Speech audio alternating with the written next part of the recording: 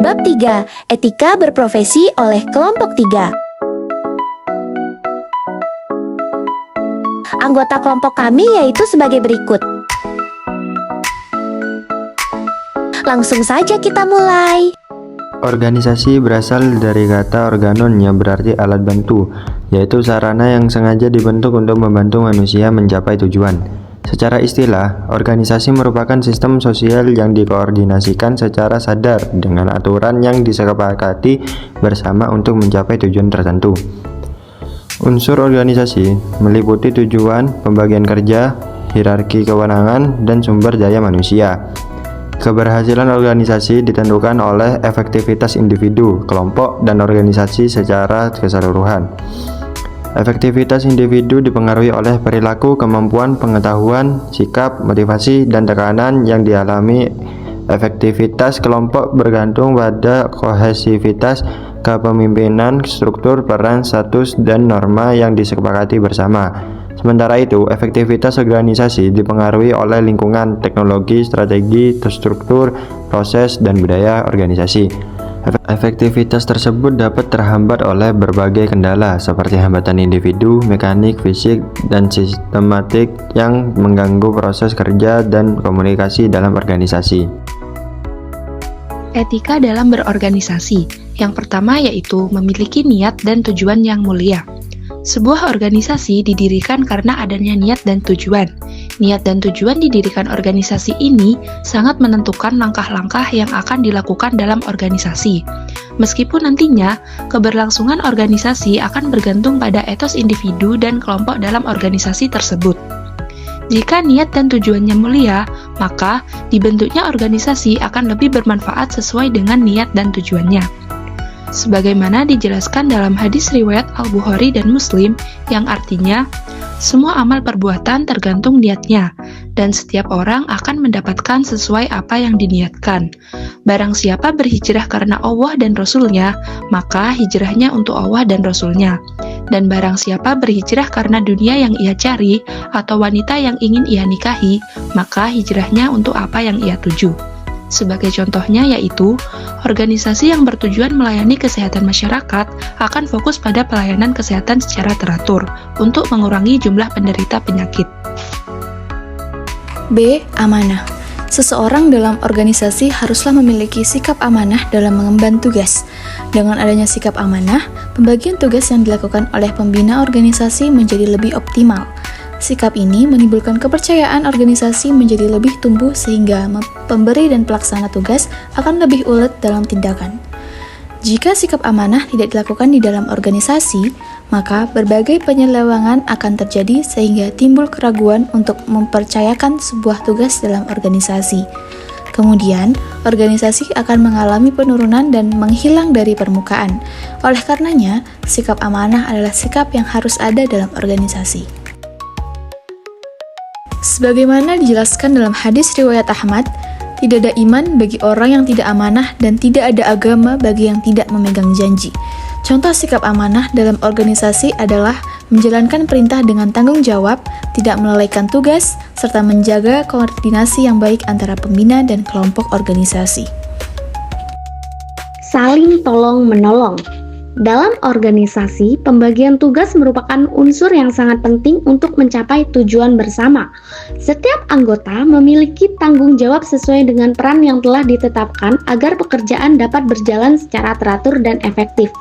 Oleh karena itu, sikap tolong-menolong perlu diterapkan dalam organisasi, namun harus tetap berlandaskan pada pembagian tugas tersebut. Tolong-menolong yang dimaksud adalah saling mendukung dalam kebaikan dan tanggung jawab, sebagaimana diajarkan dalam ajaran agama tanpa melanggar aturan dan peran masing-masing. Sikap tolong-menolong yang tidak sesuai dengan pembagian tugas justru dapat mengganggu jalannya organisasi.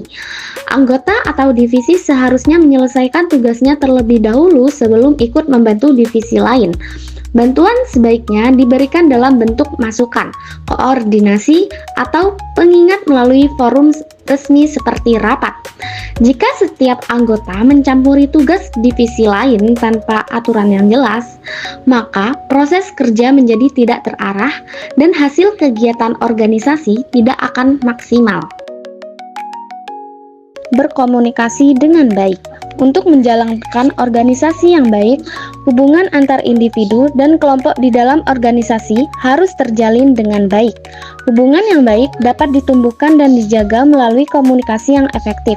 Dalam Islam, terdapat 5 prinsip komunikasi, yaitu yang pertama, menggunakan kata-kata yang mulia dan penuh penghormatan kepada sesama, atau memilih diam jika tidak mampu berkata baik. Yang kedua, menyampaikan perkataan dengan lemah lembut, meskipun kepada lawan atau rival. Yang ketiga, menyampaikan isi perkataan yang benar dan jujur. Yang keempat, mengucapkan perkataan yang pantas dan sesuai dengan situasi serta kondisi. Yang kelima, menggunakan perkataan yang mudah dipahami oleh pendengar. Pengertian profesi. Profesi dalam KBBI dimaknai sebagai pekerjaan yang dilandasi pendidikan dan keahlian tertentu. Menurut De Giorgi, profesi adalah pekerjaan pokok untuk mencari nafkah yang mengandalkan keahlian. Dalam Islam, profesi dipahami sebagai aktivitas dinamis yang dilakukan dengan kesungguhan untuk memenuhi kebutuhan hidup sekaligus sebagai bentuk pengabdian kepada Allah SWT. Profesi berbeda dengan profesional. Profesi menekankan pada pekerjaan yang memerlukan keterampilan atau keahlian khusus dan dijalankan sebagai sumber nafkah.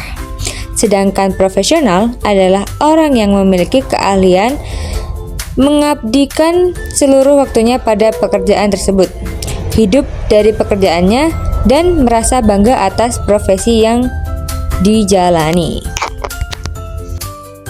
Secara umum, profesi memiliki ciri-ciri sebagai adanya pengetahuan khusus, kaidah dan standar moral yang tinggi, pengabdian kepada kepentingan masyarakat, izin khusus, serta keanggotaan dalam organisasi profesi. Dalam Islam, semua profesi diperbolehkan baik yang bersifat fisik maupun intelektual, selama tidak bertentangan dengan ajaran Islam, seperti larangan menjual minuman keras atau narkoba. Etika dalam berprofesi. A. Memegang amanah dan menaati perintah pimpinan. Dalam dunia profesi, terdapat pembagian kerja dan hierarki wewenang sebagaimana dalam organisasi. Atasan, seperti manajer atau kepala divisi, memiliki wewenang untuk mengatur, mengawasi, dan menilai pelaksanaan kerja. Oleh karena itu, pemegang wewenang dituntut memiliki sikap amanah, agar tidak menyalahgunakan kekuasaan. Sikap amanah akan membantu atasan menjalankan tugas dengan visi dan misi yang jelas, tegas, serta bertanggung jawab sesuai dengan amanat yang diberikan. Di sisi lain, karyawan atau bawahan memiliki kewajiban untuk menaati perintah atasan dalam menjalankan profesinya. Ketidakpatuhan, seperti mencela atau menyimpang dari perintah atasan, dapat menimbulkan kekacauan dalam proses maupun hasil kerja. Namun, ketaatan ini berlaku selama perintah yang diberikan tidak bersifat zalim. Jika atasan bertindak tidak adil, bawahan diperbolehkan menolak dengan cara yang baik dan bijaksana, seperti bersabar atau menasihati atasan secara langsung maupun melalui perantara yang tepat. B. Etos kerja yang tinggi. Etos kerja merupakan doktrin atau keyakinan tentang nilai kerja yang dianggap baik dan benar oleh seseorang atau kelompok, yang kemudian tercermin dalam perilaku kerja sehari-hari. Etos kerja juga dapat dipahami sebagai motivasi dan dorongan kuat untuk bekerja. Seseorang yang memiliki etos kerja tinggi akan melaksanakan pekerjaannya dengan sungguh-sungguh, sehingga hasil kerja menjadi lebih maksimal. Selain itu, etos kerja menjadi landasan utama yang mendorong seseorang untuk terus bekerja dan bertanggung jawab terhadap tugasnya. Dalam pandangan Islam, etos kerja adalah cara pandang seorang muslim bahwa bekerja tidak hanya bertujuan untuk memuliakan diri dan memenuhi kebutuhan hidup, tetapi juga merupakan bentuk amal soleh yang bernilai ibadah. Kualitas hidup Islami dapat dicapai melalui perpaduan antara keyakinan, tujuan hidup yang jelas, motivasi yang kuat, penggunaan akal dan intuisi, serta perwujudan amal soleh dalam tindakan nyata.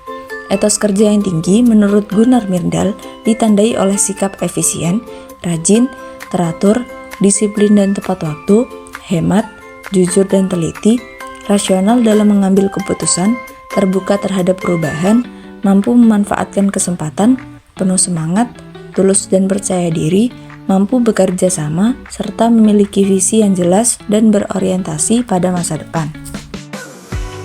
Yang selanjutnya, prinsip yang kokoh dalam profesi. Sebagai agama yang menekankan arti penting amal dan kerja, Islam mengajarkan bahwa kerja itu harus dilaksanakan berdasarkan beberapa prinsip berikut. Yang pertama, profesi atau pekerjaan itu dilakukan berdasarkan pengetahuan.